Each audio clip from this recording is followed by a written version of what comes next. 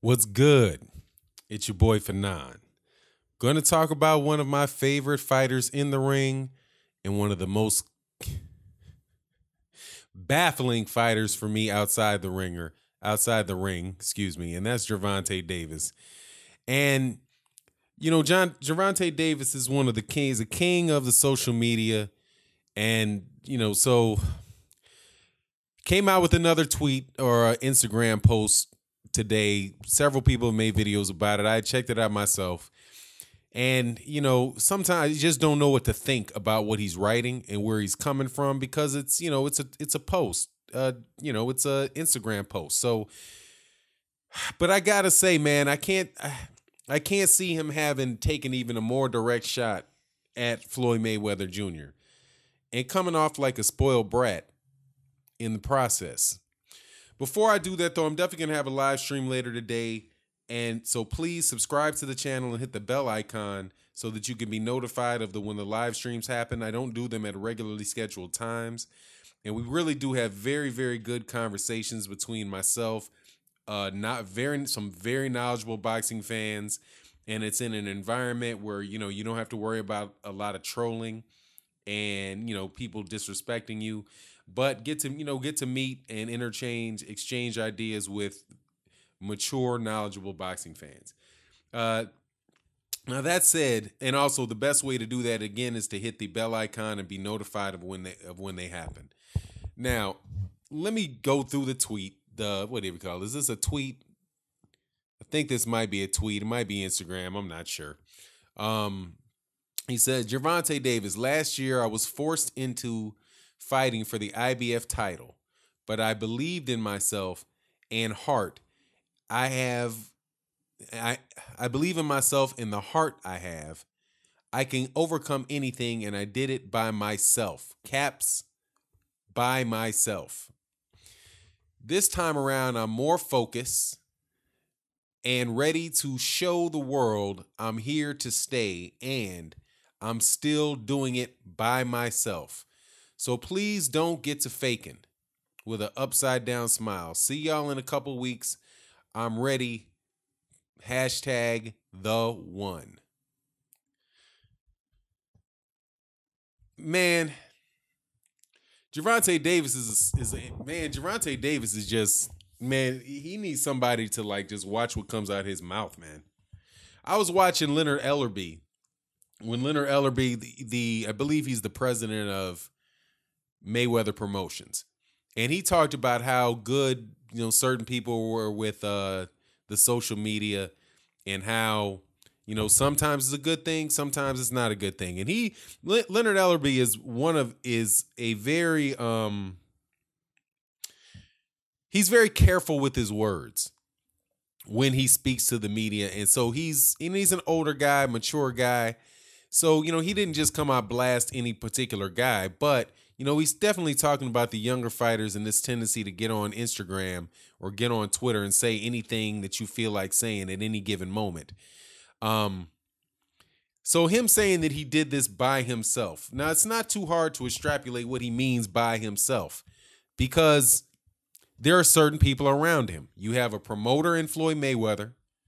You have your trainer, the cat out of Baltimore. You got your sparring partners, right? I suppose you got a business manager, but then it's yourself. So first he was forced. I was forced into fighting for the IBF title. Forced? Somebody put a gun to your head and walked you into the ring? What are you talking about? You were forced. That's what you said you want to be. You want to be the champion, but you weren't. You're saying that you didn't want to do it. You were saying, no, I'm not ready. I'm not ready. Don't let me fight Jose Pedraza. Please don't let me fight. I don't want to fight Jose Pedraza. What are you talking about? You were forced into fighting for the IBF title. What, Floyd forced you? Because Floyd said, no, man, you're ready. You're ready. You can get this title now. You can beat Jose Pedraza. And I'm paraphrasing. I just can't imagine what kind of conversation could take place where Gervonta Davis felt like he got forced into fighting for a title. How does that happen? I mean, I don't think, well, with the exception of a certain heavyweight champion, who, who shall remain nameless, acting like somebody's got to force him to fight for the WBC title. Somebody without a belt? A kid who might never gotten a shot if he didn't have a promoter that got behind him? Now, as much as I get on promoters, right? One thing there are people who do need promoters. And those are typically fighters that nobody's ever heard of. Nobody's ever heard of, didn't have a very big amateur career, are trying to get on cards, don't have any name recognition, and a promoter, not because they can promote and sell you necessarily, but because they've got other fighters and other relationships that they can, with other promoters who are putting on fight cards, where they can get you on the card. So to the extent you needed him. You needed Floyd Mayweather. You needed him. Or you needed, see, this is the funny thing. You needed Adrian Bronner, and Adrian Bronner put you down. And then you skipped from Adrian Bronner over to Floyd Mayweather Jr. And now that Floyd Mayweather Jr., what did he not give you the Lomachenko fight, right? What did they pressure you and get on you about not being on weight? What did they do for you now to complain about an opportunity that you got to fight for the IBF title? That's just, he has to be forced. Somebody forced you to fight for the IBF title? See, man, I was kind of trying. I didn't defend Gervonta Davis from the criticism about Lomachenko and people saying, hey, man, let me see. Don't stop protecting your boy Gervonta Davis for me, Lomachenko, right? So now I'm wondering, hey, man, is it really Gervonta Davis that doesn't want the fight with Lomachenko? Because if he didn't want an IBF title shot with Jose Pedraza, then maybe I can believe that you don't want to fight with Vasily Lomachenko. Because you got forced into it. Wow, man. Talk about like looking a gift horse in the mouth. The dude put you on a co-main event. Did he force you into defending the IBF belt against Liam Walsh? You didn't want that either when he took you overseas? Did he force you to eat those donuts? Or whatever he had you coming overweight and having to make weight 3 times against Liam Walsh? Did he force you to slap that dude upside the head and then have all kind of drama and force you to leave the training camp from Francisco Fonseca before the co-main event on one of the 2 biggest cards in the history of boxing? Did he force you to do that? Does he force you to cash those checks? Those $700,000 paychecks that you've been cashing? Did he force you to cash those checks? I'm just wondering, man. Gervonta Davis just seems, man, I really feel sorry for you, man. I'm sorry for you. I feel sorry that at 21 years old, you get a shot at a major championship belt. I feel sorry for you that you get a chance to fight overseas, that you get spotlighted on Showtime, your last 3 fights of last year. Floyd Mayweather has mistreated you so bad that he put you on a co-main event on the biggest fight card in the second biggest fight card, financially successful fight card in the history of boxing. Yeah. Boo-hoo, dude. Boo-hoo. What a absolutely, man. In the ring, this dude can do this dude is a talent, man, without a doubt. Inside the ring, this dude is a talent. Outside the ring, this guy's a spoiled. I'm stuck somewhere between an idiot and a spoiled brat. Now, please, I want to see you guys, see some of you young dudes come to the channel talking about, you hating on Gervonta Davis. You hating on Gervonta Davis. Gervonta Davis got more money than you. You just hating because he's shining. You just jealous because he's shining. He's shining. He's shining. You jealous because he's shining. You want to be like him. That's the problem. Nah, dog. That ain't the problem. This is just time and time again. Who's hating now? Gervonta Davis, last year, I was forced into fighting for the IBF title, but I believed in myself and my heart, and I have the heart I have. He doesn't use punctuation, so forgive me if it sounds like I can't read. I promise you I can. It's just that some people don't use a lot of punctuation, and it kind of messes up the way that I read it. I can overcome anything. You overcame being forced into fighting for a title shot because I believe, and I did it by myself. My trainers didn't help me. My promoter didn't help me get the fight. You know, what a spoiled brat, man. This dude is good. No, hey, Floyd, no good deed goes unpunished. What a ridiculous dude, man. He said, this time around, I'm more focused and I'm ready to show the people I'm here to stay, and I'm still doing it by myself. So please don't go to faking. Don't go to faking what, man? First of all, here's the thing. If Floyd Mayweather Jr. would have never put you on, you wouldn't be on. Who knows what would have happened to you, man? You might have had to wait to get a title. You might be fighting at 140 pounds, man. You might have had a situation where cats are like, nah, you know what? This dude is too dangerous. He's too fast. He's too strong. He's a southpaw. Isn't he a southpaw? Yeah, he's a southpaw. He's too fast. He's too strong. He's a southpaw. Let's not give him a title shot.